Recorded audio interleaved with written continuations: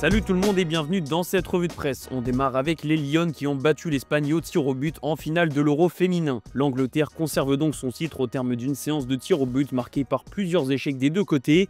C'est finalement Chloé Kelly qui a donné la victoire à l'Angleterre comme il y a 3 ans. Les indestructibles anglaises ont réussi là où les hommes ont échoué à 2 reprises en finale. Chez les hommes justement, le mercato est mouvementé, notamment chez les gardiens de but. Lucas Chevalier est la cible numéro 1 du PSG et ça y est, Paris a passé la vitesse supérieure en faisant une première offre d'un peu moins de 40 millions d'euros selon l'équipe. Le LOSC se prépare à refuser la proposition. Les Dogs attendent au moins 40 millions mais surtout un remplaçant à l'international français. Justement, Lille prospecte. Plusieurs gardiens sont dans la shortlist, notamment Geoffrey Delange, le gardien remplaçant de l'OM, mais surtout Antonin Kinski qui est arrivé à Tottenham l'hiver dernier. À Marseille, on continue de galérer sur le dossier Timothy Weah. Hier, son agent a pris la parole et s'en est pris à l'un des dirigeants de la Juventus qui bloquerait le transfert de l'international américain. Je n'ai pas l'habitude de prendre la parole, mais ne pas le faire aujourd'hui serait accepter l'inacceptable et le manque de respect total. La classe ne s'achète pas pour un dirigeant, c'est sûr, mais elle a toujours fait partie de l'histoire de la Juventus de Turin. Une personne est en train de saper cela. En attendant, l'OM peut compter sur son centre de formation.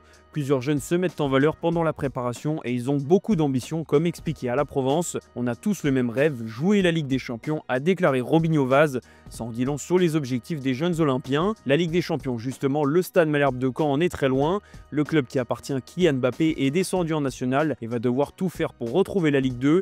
Une mission périlleuse même si les 7000 abonnés sont derrière le club. Le rôle de Kylian Mbappé en revanche est toujours aussi flou. Son statut a souvent pris le dessus sur le club, même s'il garde une certaine distance avec Caen.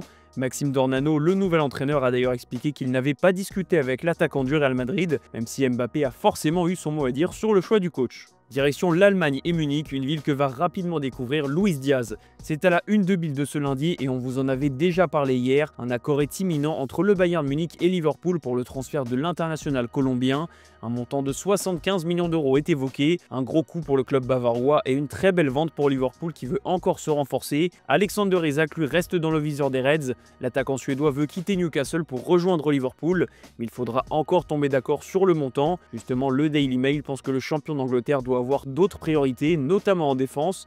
L'avenir d'Ibrahima Konaté est toujours aussi indécis et il y a un vrai besoin de se renforcer dans ce secteur. On a vu en amical contre le Milan que Liverpool pouvait avoir quelques fragilités, même si l'autre nom qui circule toujours c'est celui de Rodrigo. L'international brésilien pourrait renforcer un peu plus le lien entre Liverpool et le Real Madrid, surtout que Konaté pourrait faire le chemin inverse. On va parler du Barça qui a connu sa grande première au Japon. Première sortie de la saison pour les Catalans qui ont battu le Vissel Kobe 3-1. Hansi Flick transforme tout en or, écrit Sport. Les débuts sont très prometteurs pour Barcelone qui a été très inspiré offensivement et les motifs de satisfaction sont multiples, à commencer par les premières réussites de Ronny Bargi, Geoffrey Torrens ou encore Dro Fernandez. Marcus Rashford a fait ses débuts, tout comme Johan Garcia, déjà considéré comme le numéro 1. L'ancien gardien de l'Espagnol Barcelone a été solide, ce qui annonce une belle concurrence avec Chesney. Du côté du Real Madrid, Xabi Alonso n'est pas convaincu par Raúl Asensio. Le nouvel entraîneur madrilène a été très déçu par la Coupe du Monde des clubs de son joueur.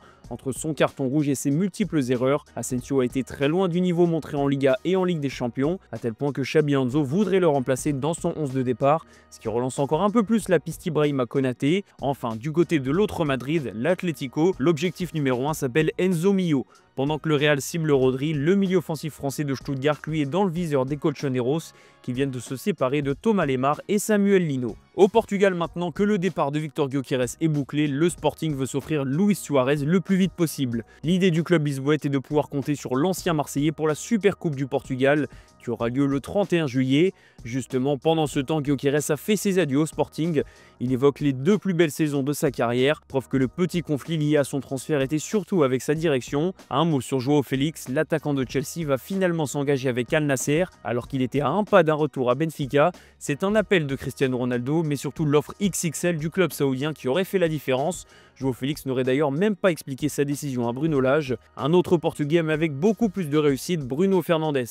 Double buteur en amical contre West Ham, le métronome de Manchester United a montré des automatismes avec Matheus Cunha, de quoi donner un peu d'espoir aux Red Devils.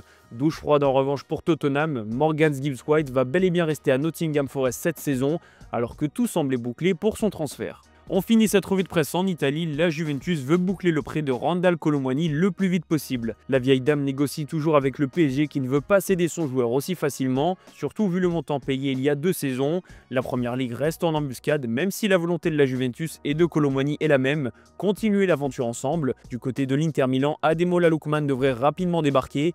Un accord est proche d'être trouvé entre les deux clubs pour un montant de 45 millions d'euros, un très joli coup pour le finaliste de la dernière Ligue des Champions.